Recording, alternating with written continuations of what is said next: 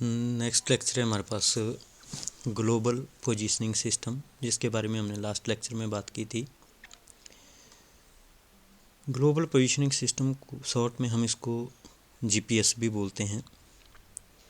Global positioning system is a space based satellite navigation system to locate the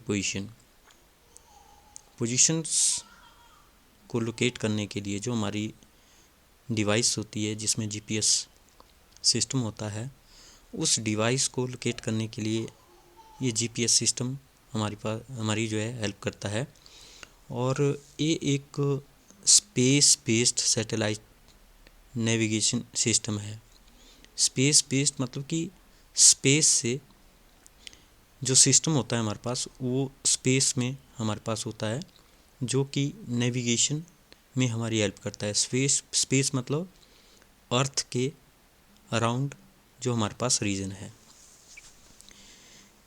ये जो GPS system था, ये 1973 में यूएसए ने इसको डेवलप किया, लेकिन ये 1995 में सक्सेसफुली इसको जो है ऑपरेट किया गया।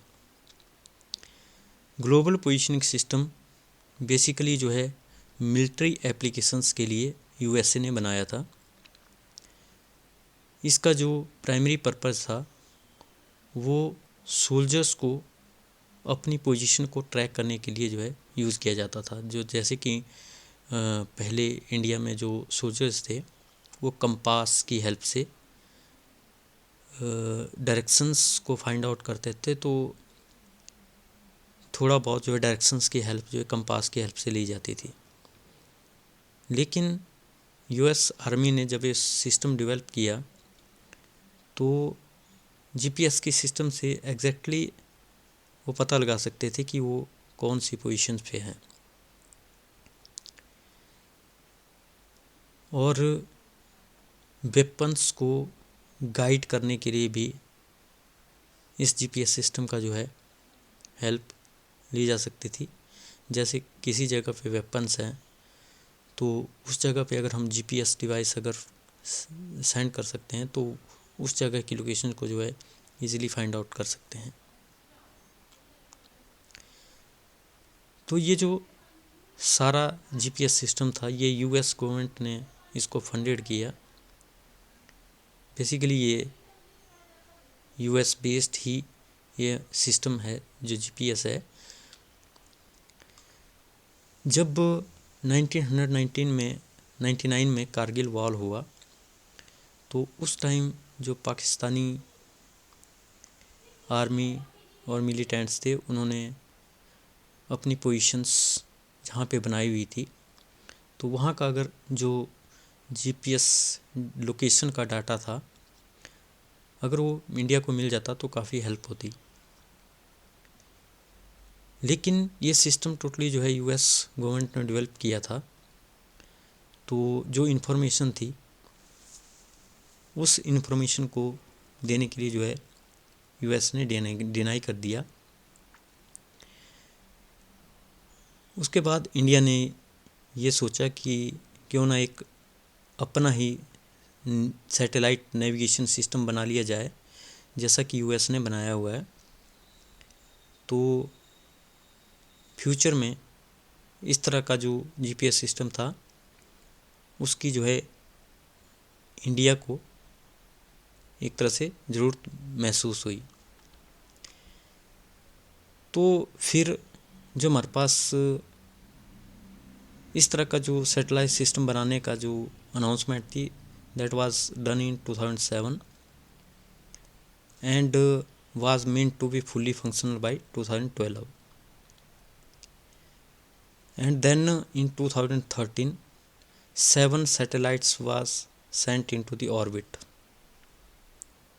तो ऑर्बिट में जीपीएस सिस्टम की तरह ही ऑर्बिट में 7 सैटेलाइट्स जो है भेजे गए। और according to ISRO, like GPS, the IRNSS was developed for terrestrial aerial and marine navigation, disaster management, vehicle tracking and fleet management, and integration with mobile phones. It would provide standard positioning system. तो इसको हम standard positioning system भी बोलते हैं, जो India ने develop किया हुआ है, and it is a regional navigation system, not GPS. तो ये जो सिस्टम है एक रीजनल नेविगेशन सिस्टम है, मतलब कि ये विद इन इंडिया हमें जो है लोकेशंस की इन्फॉर्मेशन जो है दे सकता है। तो इसलिए हम इसको रीजनल नेविगेशन सिस्टम भी यहाँ पे बोलते हैं, इंडियन रीजनल नेविगेशन सिस्टम। लेकिन यहाँ पे जो हमारा टॉपिक है वो बेसिकली जीपीएस है, ग्लोबल पोजिशनिंग सिस्टम के बारे में हम बात करेंगे। तो ग्लोबल पोजिशनिंग सिस्टम के जो हमारे पास कंस्ट्रेंट्स हैं, उसमें हमारे पास जो स्पेस सेगमेंट रहता है, मतलब कि जो स्पेस में हमने भेजा हुआ है, उसके बारे में हम बात करते हैं। पहले तो जीपीएस में स्पेस में हमारे पास जो है 24 सैटेलाइट्स हैं, जिनको हम 24 जीपीएस सैटेलाइट्स बोलते हैं। उन सैटेलाइट्स में हमने साथ में एटॉमिक क्लॉक्स भेजी हुई है, और एक ऑर्बिट में हमारे पास जो 4 सैटेलाइट्स हैं, मतलब एक जो ऑर्बिट है उस ऑर्बिट में 4 सैटेलाइट हमारे पास जो है रिवॉल्व करते हैं। तो इस तरह के 6 ऑर्बिट हमारे पास होते हैं। तो 6 ऑर्बिट हुए, एक में अगर 4 सैटेलाइट हैं तो 6 में 24 सैटेलाइट्स अर्थ के अराउंड हमारे पास जो है चक्कर लगाते हैं। और ये जो सैटेलाइट्स हैं ये हमारे पास जो 55 डिग्री पे टिल्टेड है रिलेटिव टू द इक्वेटर। जो हमारी इक्वेटर है, इक्वेटर से अगर हम इनका एंगल देखें तो 55 डिग्री पे टिल्टेड हैं। तो ये हमारे पास जो स्पेस में हमारे पास जीपीएस का सिस्टम है, मतलब 24 सैटेलाइट्स हैं टोटल अर्थ के अराउंड, और एक ऑर्बिट में 4 सैटेलाइट्स हैं, तो 6 ऑर्बिट में 24 सैटेलाइट, तो टोटल 24 सैटेलाइट जो है अर्थ के अराउंड हमारे पास जो है रिवॉल्व कर रहे हैं। जब हम अर्थ पे होते हैं, हमारी डिवाइस कहीं अर्थ के ऊपर होती है, जैसे हमारा फ़ोन अर्थ के ऊपर होता है, तो एट ए टाइम कहीं भी हमारी जो डिवाइस है वो एटलीस्ट 4 सैटेलाइट से सिग्नल रिसीव करती है। कम से कम 4 सैटेलाइट से वो सिग्नल डिवाइस जो है रिसीव करती है। जो सैटेलाइट ऊपर स्पेस में हैं, उन सैटेलाइट्स में सभी में एक कंप्यूटर, एक रेडियो ट्रांसमिशन सिस्टम जो कि रेडियो वेव भेजता है और रेडियो वेव रिसीव कर सकता है, सोलर पैनल्स एंड बैटरीज, क्योंकि सोलर पैनल जो होते हैं वो सन की एनर्जी को इलेक्ट्रिकल एनर्जी में कन्वर्ट करते हैं, और इलेक्ट्रिकल एनर्जी जो है बैटरी को चार्ज करती है। तो जैसे कि हमारे पास कोई भी सोलर डिवाइस है, जैसे हमारे पास सोलर लाइट है, तो सोलर लाइट जो है बैटरी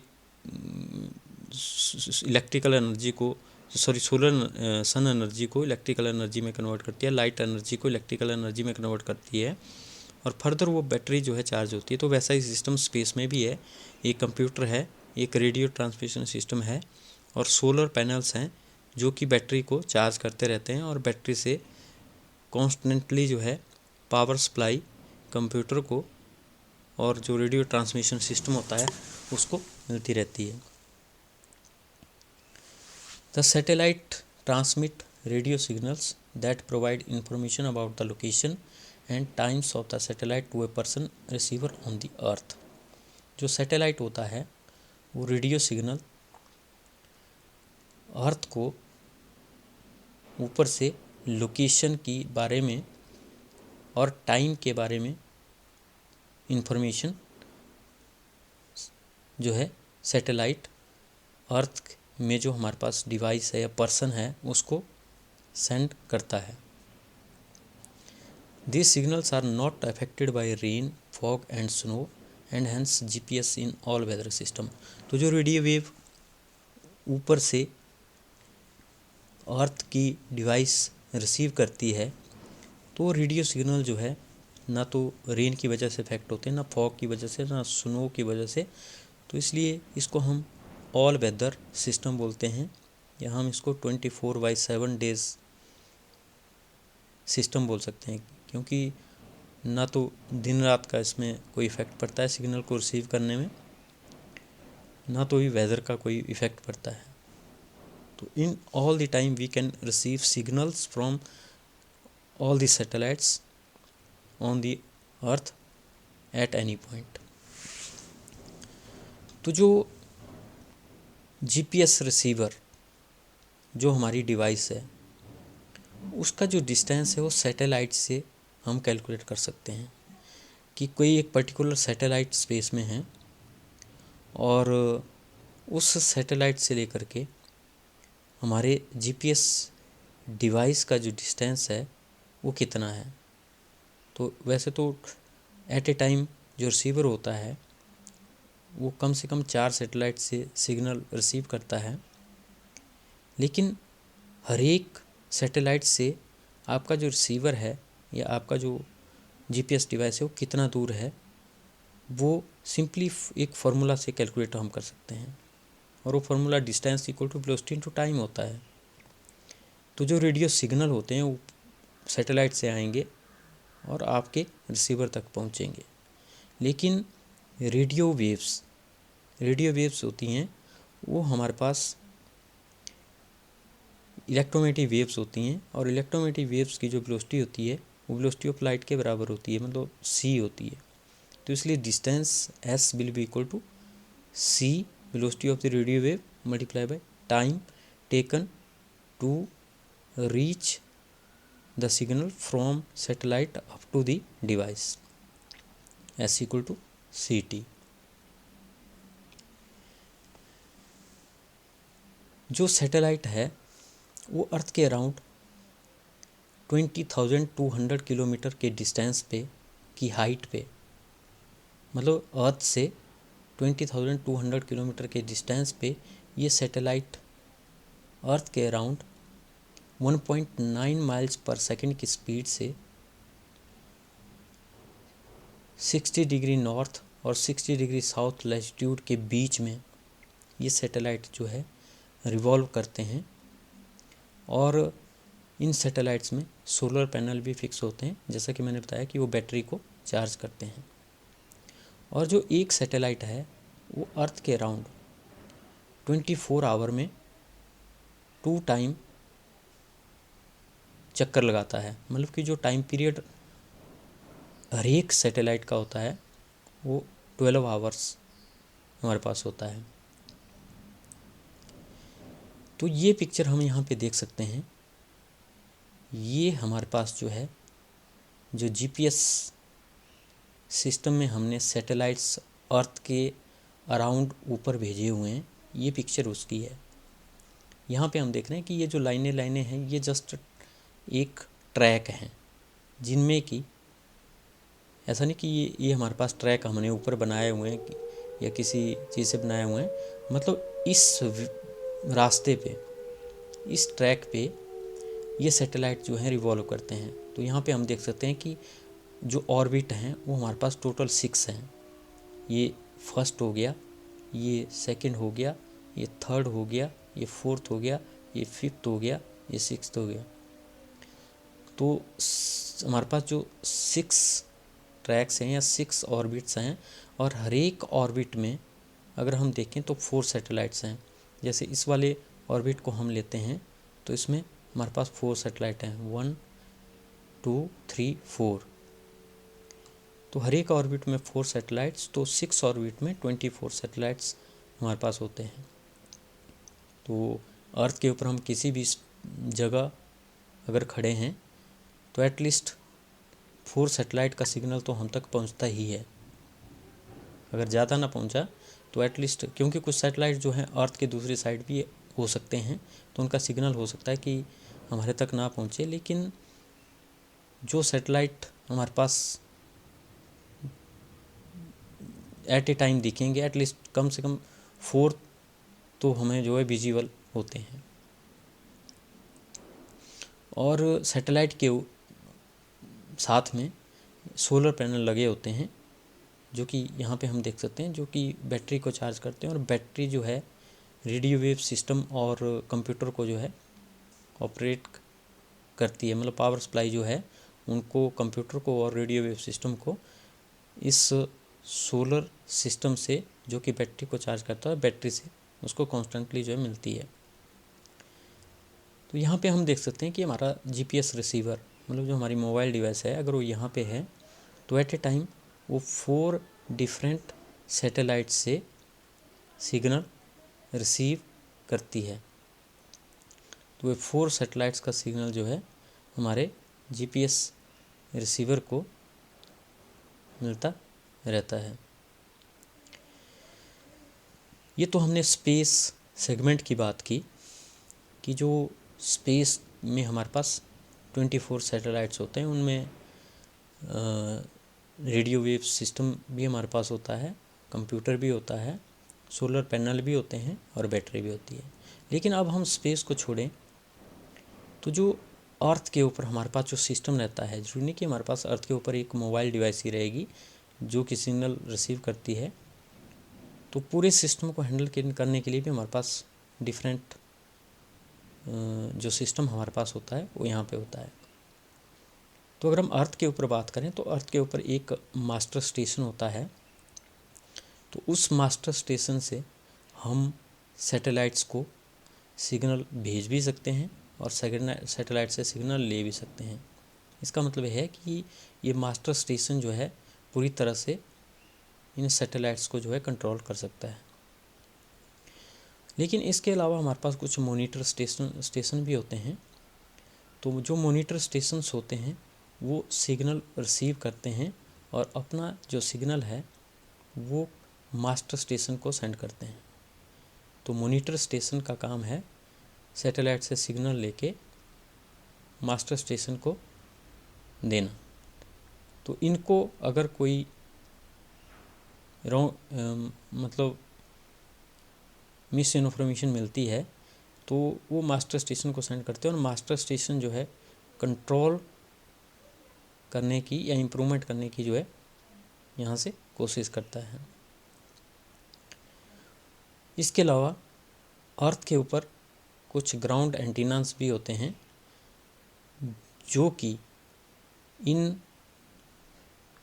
सैटेलाइट्स को इन्फॉर्मेशन सेंड करते हैं या सिग्नल जो है सेंड करते हैं।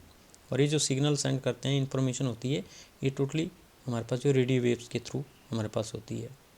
लेकिन जो यूज़र सेगमेंट होता है वो सिर्फ सैटेलाइट से इन्फॉर्मेशन ले ही सकता है, उसको इन्फॉर्मेशन नहीं दे सकता।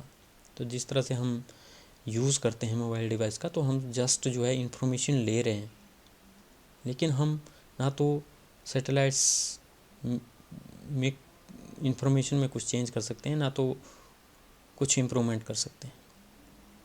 तो इस तरह से ये हमारे पास हम बोल सकते हैं कि सारा सिस्टम है जीपीएस में कि ऊपर सैटेलाइट होते हैं, एक मॉनिटर स्टेशन होता है, एक मास्टर स्टेशन होता है, बाकी मॉनिटर स्टेशन हमारे पास होते हैं। तो इस तरह से हम यहाँ पे देख सकते हैं कि ये जीपीएस कंट्रोल सेगमेंट हमारे पास है ऑल ओवर दी वर्ल्ड। ये हमारे पास पूरे वर्ल्ड में यहाँ पे बताया हुआ है। तो यहाँ पे एक मास्टर कंट्रोल स्टेशन है जो कि रेड स्टार है, वो हमारे पास यहाँ पे है। तो एक जगह पे ही हमारे पास होता है जो कि हमारे पास स्क्रीएवर AFP कोलोराडो में है। तो ये हमारे पास जो एक USA कोलोराडो में है जो कि मास्टर कंट्रोल स्टेशन है। और बाकी हमारे पास जैसे ग्राउंड एंटीना यहाँ पे पूरे वर्ल्ड में जो है अलग अलग जगह पे है। तो हो सकता है कि अब ये जो इन्फॉर्मेशन है ये थोड़ा पुरानी है, तो अभी इसमें थोड़ा एक्सटेंशन हो गया हो। और जो ब्लू कलर के डॉट हैं ये हमारे पास एयरफोर्स मॉनिटर स्टेशन है, क्योंकि बेसिकली ये डाटा जो है आर्मी पर्पस के लिए बनाया था, तो इसलिए आर्मी के पास भी इसका कंट्रोल है, यूएस आर्मी के पास। तो एयरफोर्स मॉनिटर स्टेशन भी जो है काफ़ी ज़्यादा हैं, जो ब्लू कलर में हमें सर्कल यहाँ पे दिख रहे हैं। और अल्टरनेट मास्टर कंट्रोल स्टेशन, क्योंकि अगर हमारे पास एक ही जगह से हमारे पास कंट्रोल करना हो, तो हो सकता है कि उस जगह कुछ प्रॉब्लम आ जाए, तो हम दूसरी जगह से भी कंट्रोल कर सकते हैं। तो इसलिए हमारे पास अल्टरनेट मास्टर कंट्रोल स्टेशन भी है, जो कि येलो स्टार में हमारे पास यहाँ पे दिए हुए हैं। तो ये हमारे पास यहाँ पे एक अल्टरनेट मास्टर कंट्रोल स्टेशन है। तो इस तरह से हमारे पास मॉनिटर स्टेशन भी जो वायलेट कलर के स्फीयर हैं या बुलेट्स हैं, वो हमारे पास मॉनिटर स्टेशंस हैं। तो मॉनिटर स्टेशन में हमारे पास जनरली जो है 4 मॉनिटर्स हमारे पास होते हैं, and it tracks the navigation signal from the 4 satellites. तो मॉनिटर स्टेशन जहाँ पे भी होगा वहाँ पे हमारे पास 4 मॉनिटर्स होंगे, और वो मॉनिटर जो हमारे पास 4 सैटेलाइट्स हैं, तो 4 सैटेलाइट्स का जो कंट्रोल है वो उन 4 अनमैन्ड मॉनिटर्स के पास जो है रहेगा। उनको मॉनिटर करेंगे 4 डिफरेंट सैटेलाइट्स को, and then continuously send the data to master control station for processing. तो वो जो अपना 4 जो अनमैन्ड मॉनिटर्स हैं, जो कि 4 डिफरेंट सैटेलाइट्स के सिग्नल को मॉनिटर करते हैं, वो अपना सिग्नल जो है मास्टर कंट्रोल स्टेशन को भेजते हैं। मास्टर कंट्रोल स्टेशन ऑर्बिटल की पोजीशन को जो है कंप्यूट करता है, उसको देखता है, एंड अगर करेक्शन की ज़रूरत होती है, ऑर्बिट के में करेक्शन की ज़रूरत होती है कि सैटेलाइट यहाँ से नहीं यहाँ को जाना चाहिए, तो वो करेक्शन हम जो है मास्टर स्टेशन से कर सकते हैं। मॉनिटर स्टेशन जस्ट इन्फॉर्मेशन लेता है, लेकिन वो करेक्शन नहीं कर सकता, लेकिन करेक्शन जो कर सकता है वो हमारे पास मास्टर कंट्रोल स्टेशन है। और फिर हम बात करते हैं यूज़र सेगमेंट की। यूज़र सेगमेंट में हमारे पास जो मोबाइल डिवाइसेस है हमारे पास, और जो जीपीएस डिवाइसेस है वो यहाँ पे आती है। तो इनमें यूज़र सेगमेंट में हमारे पास एंटीना होता है, प्री एम्पलीफायर होता है, रेडियो सिग्नल माइक्रो प्रोसेसर होता है, ये डाटा रिकॉर्डिंग यूनिट होता है, कंट्रोल एंड डिस्प्ले डिवाइस होता है, पावर सप्लाई हमारे पास होती है। तो ये सिस्टम हमारे मोबाइल डिवाइस के अंदर ही होता है, या किसी जीपीएस डिवाइस के अंदर ही होता है। GPS receiver record and interpret the radio signals broadcasted by the satellites. तो जो सैटेलाइट से सिग्नल मिलते हैं, जीपीएस रिसीवर उसको रिकॉर्ड करता है एंड इंफॉर्मेशन देता है। तो जो इंफॉर्मेशन सैटेलाइट से डिवाइस पे आती है, तो डिवाइस उस इंफॉर्मेशन को रिसीव और इंटरप्रेट करता है और हमें इंफॉर्मेशन देता है। तो ये जस्ट ये पिक्चर है जो हम देख रहे हैं कि यहाँ पे एक आदमी खड़ा है और उसके पास मोबाइल डिवाइस है, मतलब जीपीएस डिवाइस है। तो एक टाइम में वो 4 डिफरेंट सैटेलाइट से सिग्नल ले रहा है। तो जो हमारी मोबाइल डिवाइस है और सिग्नल जो है सैटेलाइट से आ रहा है, तो हम यहाँ पे कैलकुलेट कर सकते हैं कि इस सैटेलाइट से मोबाइल डिवाइस कितनी दूर है। वो कैसे निकलेगा? Distance equal to velocity into time. Velocity light की c होती है 3 × 10⁸ मीटर पर सेकेंड, और टाइम कितना लगेगा वो हम यहाँ पे जो एटॉमिक क्लॉक रखी हुई है इन सैटेलाइट के अंदर, वो एटॉमिक क्लॉक हमें जो है टाइम बताती है कि कितना टाइम जो है यहाँ से सिग्नल को यहाँ पहुँचने में लगा। तो हमें ये डिस्टेंस पता चल जाता है। एटॉमिक क्लॉक हम इसमें इसलिए यूज़ करते हैं क्योंकि एटॉमिक क्लॉक्स जो है हाईली एक्यूरेट क्लॉक्स हमारे पास होती हैं, जो कि हमें टाइम की एग्जैक्ट इन्फॉर्मेशन देती है। सिंपल क्लॉक हम इसमें यूज़ नहीं करते। एटॉमिक क्लॉक जो है एक्यूरेट इन्फॉर्मेशन हमें टाइम की देती है, तो इसलिए इसमें एटॉमिक क्लॉक का यूज़ करते हैं। तो पहले सैटेलाइट से पता चल गया कि कितनी पोजीशन है, दूसरे से पता चल गया कि कितनी पोजीशन है, तीसरे कितनी है, चौथे से कितनी है, तो हम एक तरह से बता सकते हैं कि एग्जैक्टली मोबाइल डिवाइस कहाँ पे है। मतलब सैटेलाइट एक तरह से बता रहे हैं कि मोबाइल की लोकेशन कहाँ पे है। तो जैसे एग्ज़ाम्पल है कि आप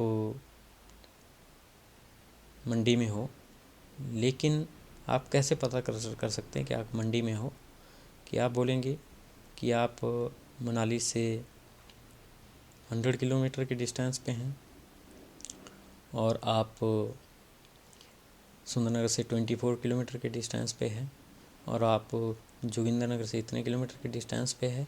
तो एग्जैक्टली आप डिस्टेंस के हिसाब से आप देखें, सोचें, तो आप बोलेंगे कि आप मंडी हो सकते हैं। तो इस तरह से ये पोजीशन हमारी जो है आइडेंटिफाई होती है, हमारी डिवाइस की आइडेंटिफाई होती है जीपीएस रिसीवर में।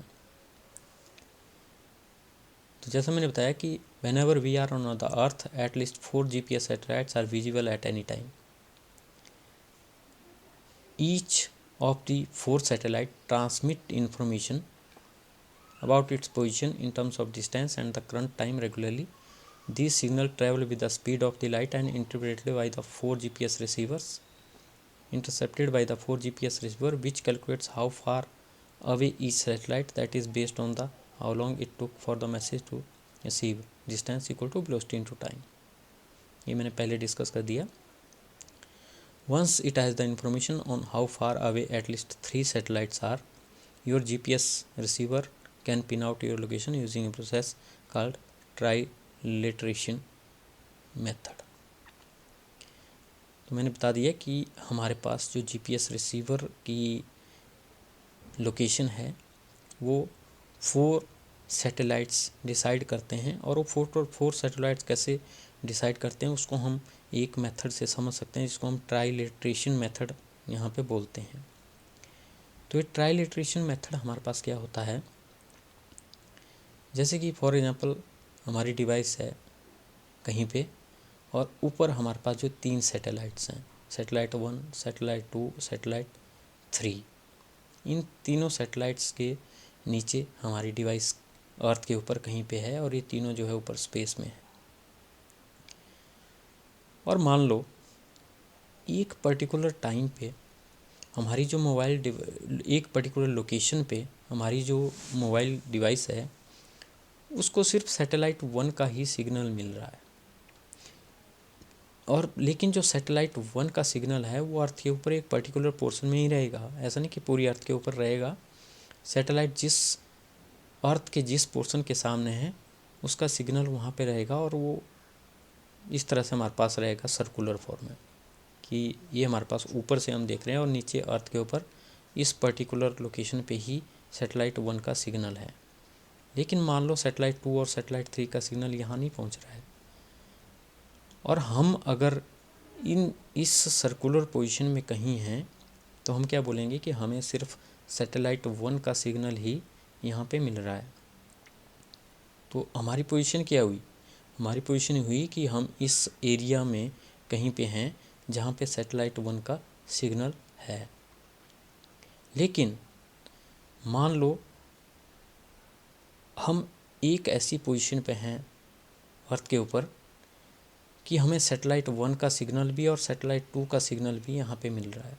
तो हम क्या बोल सकते हैं कि हम यहाँ कहीं बीच में हैं, जो कि पहले सैटेलाइट के सिग्नल और दूसरे सैटेलाइट के सिग्नल का इंटरसेक्शन है। तो आपने इंटरसेक्शन और यूनियन +1 में पढ़ा होगा। तो इंटरसेक्शन की तरह ही हम बोल सकते हैं कि जहाँ पे सैटेलाइट 1 का सिग्नल और सैटेलाइट 2 का सिग्नल है तो यहाँ पे है। तो अब हमारी जो लोकेशन है वो थोड़ी और भी छोटी हो गई। एग्जैक्टली तो नहीं हम बोल सकते कि हम कहाँ पे हैं, लेकिन हम क्या बोलेंगे कि हमारी लोकेशन वहाँ पे है जहाँ पे सैटेलाइट 1 और सैटेलाइट 2 का सिग्नल दोनों का यहाँ पे मिल रहा है। लेकिन मान लो हम ऐसी लोकेशन पे है जहाँ तीनों ही सैटेलाइट का सिग्नल आ रहा है, तो हम क्या बोलेंगे, हम यहाँ पे हैं जहाँ पे इन तीनों का इंटरसेक्शन है। पहले सैटेलाइट का सिग्नल, दूसरे का सिग्नल, तीसरे का सिग्नल। तो हमारी जो लोकेशन है वो और भी कंसाइज होगी। लेकिन इस तरह से हम 4 सैटेलाइट हमारे पास रहेंगे तो 4 सैटेलाइट हमारी पोजीशन को जो है एग्जैक्टली बता देते हैं कि हम कहाँ पे हैं। तो कम से कम 4 सैटेलाइट, लेकिन अगर उससे ज़्यादा सैटेलाइट के सिग्नल भी हमारे पास आ रहा है तो इसका मतलब है कि हमारी जो पोजीशन है वो और भी एक्यूरेट यहाँ पे होगी। तो इसलिए जितने ज़्यादा सैटेलाइट होंगे पोजीशन उतनी ज़्यादा एक्यूरेट होती जाएगी। मतलब जितने ज़्यादा सैटेलाइट का सिग्नल हमारी मोबाइल डिवाइस रिसीव करेगी उतनी एक्यूरेट हमारी पोजीशन जो है फाइंड आउट होगी।